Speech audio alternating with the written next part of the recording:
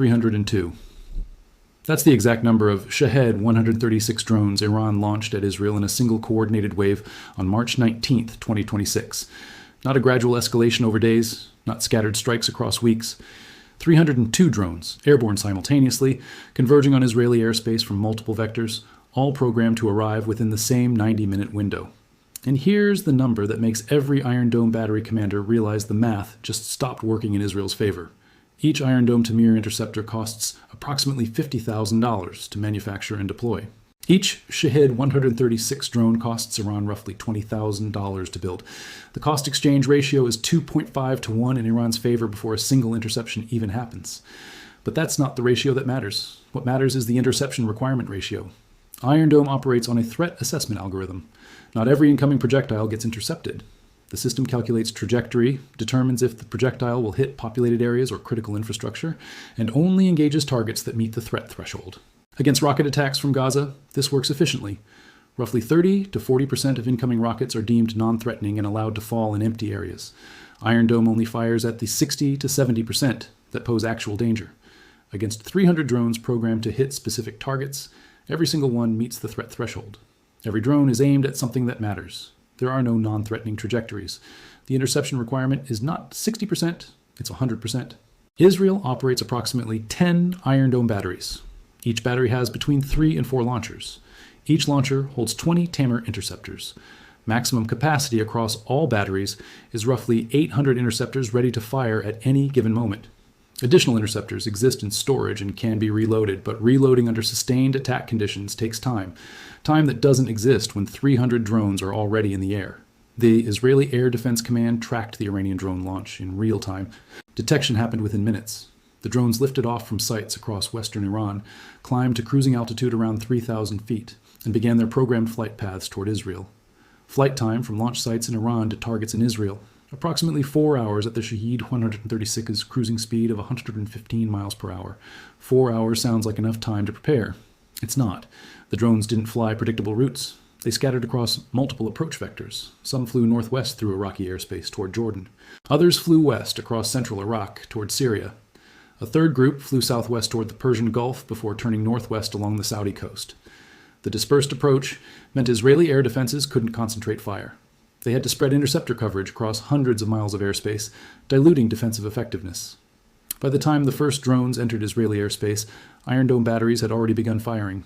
Interceptors launched in pairs, standard doctrine to increase probability of kill against each target. 2 interceptors per drone, 300 drones. The math requires 600 interceptors. Israel had 800 ready to fire. The margin looked survivable until the second-order effects hit. Iron Dome interceptors don't have a 100% success rate. The system is highly effective, claiming interception rates above 90% under ideal conditions, but 90% success means 10% failure. Against 300 drones, a 10% failure rate means 30 drones get through, even if everything works perfectly.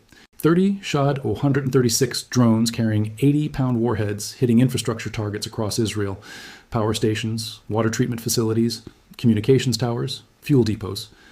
The targets Iran programmed into the guidance systems were not symbolic, they were functional, the kind of infrastructure that keeps a modern economy operating. Israel's David's Sling system is designed for larger threats, not small drones. Arrow systems are designed for high-altitude ballistic missile threats, completely inappropriate for low-altitude drones. Iron Dome is the only system optimized for this threat profile, and Iron Dome is running out of interceptors. The Israeli Air Force scrambled F-16 fighters to engage drones beyond Iron Dome range. Fighter jets can shoot down drones, but the process is inefficient. A $50 million fighter burning $10,000 worth of fuel per hour, firing $400,000 air-to-air missiles at $20,000 drones. The cost exchange is catastrophic. Worse, fighter aircraft have limited loiter time. They can patrol for a few hours before needing to refuel. The drones can stay airborne for over 2,000 kilometers of range, roughly 17 hours of flight time. The fighters can't maintain continuous coverage. They engage, expend missiles, and return to base. The drones that survive keep flying. Iran designed the Shahed 136 specifically to exploit this vulnerability. The drone is not sophisticated. It's a flying bomb with a GPS guidance system and basic autopilot. No advanced sensors, no artificial intelligence, no expensive components. It's built to be cheap, mass-produced, and expendable. The cost to manufacture 300 Shahed 136 drones is approximately $6 million. The cost to defend against them using Iron Dome is approximately $30 million in interceptors alone. Iran spent $6 million to force Israel to spend $30 million. And this is just one attack. The drones began impacting targets 2 hours and 40 minutes after crossing into Israeli airspace. Not all at once, sequentially. The first impacts hit radar installations along the northern border. Israeli air defense radar coverage degraded immediately. Less radar coverage means reduced early warning for subsequent waves. The second wave hit electrical substations near Haifa. Power outages cascaded across the northern grid. Iron Dome batteries require electrical power to operate. Backup generators activated, but the redundancy is not infinite. The third wave targeted fuel storage facilities near Tel Aviv. Secondary explosions from ruptured fuel tanks sent smoke columns thousands of feet into the air. Israeli civilians watching their infrastructure burn in real time. The psychological effect of seeing defense systems fail is more destabilizing than the physical damage. Israeli civil defense doctrine assumes that missile defense works most of the time. Citizens trust that Iron Dome will intercept threats.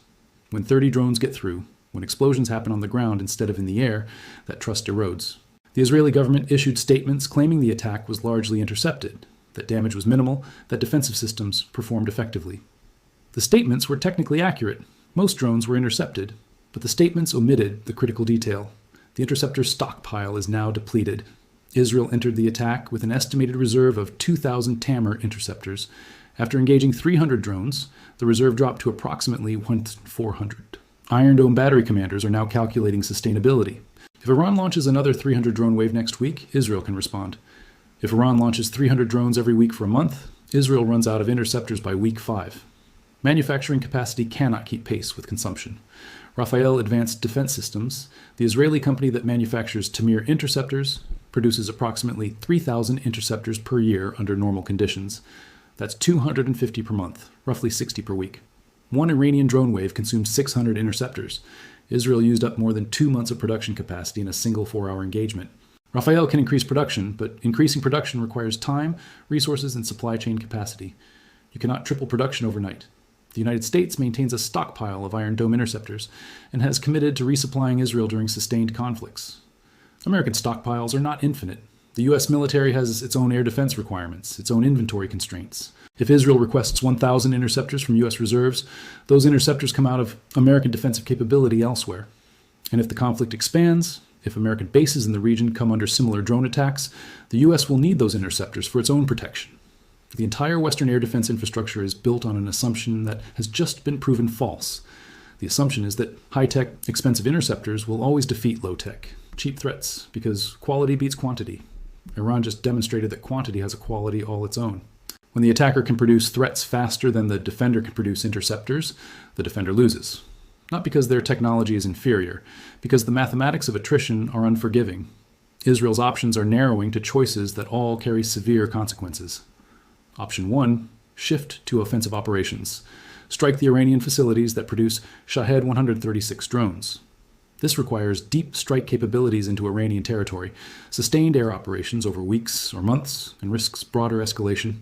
Option 2, develop cheaper interceptors that restore favorable cost-exchange ratios. Several defense contractors are working on directed energy weapons and low-cost kinetic interceptors. None of these systems are operational yet. Development takes years. Israel needs a solution now, not in 2029. Option 3, accept higher levels of damage and focus defensive resources on protecting only the most critical infrastructure. This is economically pragmatic, but politically unacceptable. No Israeli government can publicly announce it will allow Iranian drones to hit civilian infrastructure.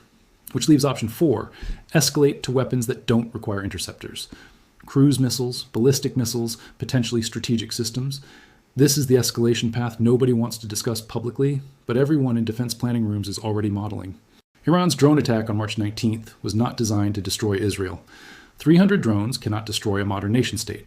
The attack was designed to demonstrate that Israel's most visible, most celebrated defensive system can be overwhelmed. That the safety Israelis have lived with for the past decade, the confidence that Iron Dome will protect them, is based on an assumption that only holds when the attacker limits the scale of their strikes. Iran just stopped limiting the scale. And every country watching this attack is recalculating its own defensive posture. If Iron Dome, the most battle-tested and operationally proven air defense system in the world, can be depleted by $6 million worth of drones, what does that mean for American Patriot batteries defending bases in the Gulf? What does that mean for European air defenses protecting NATO infrastructure? What does that mean for Taiwan's air defense network if China decides to launch mass drone attacks before invading? The technological paradigm that has defined air defense for the past 30 years, expensive high-tech interceptors defeating threats through precision and reliability, is colliding with a new reality. The attacker who can mass-produce cheap threats faster than the defender can manufacture expensive counters wins the attrition war. Israel fired its interceptors. The drones fell from the sky. The math says Israel lost. Share this because mainstream coverage is showing successful interceptions and calling it a victory. They're showing you the explosions in the air. They're not showing you the depleted stockpiles, the unsustainable cost ratios, and the fact that Iran can do this again next week while Israel cannot. Both are true. Only one determines what happens next. The interceptors are gone, the drones keep coming, and there is no equation that makes this sustainable.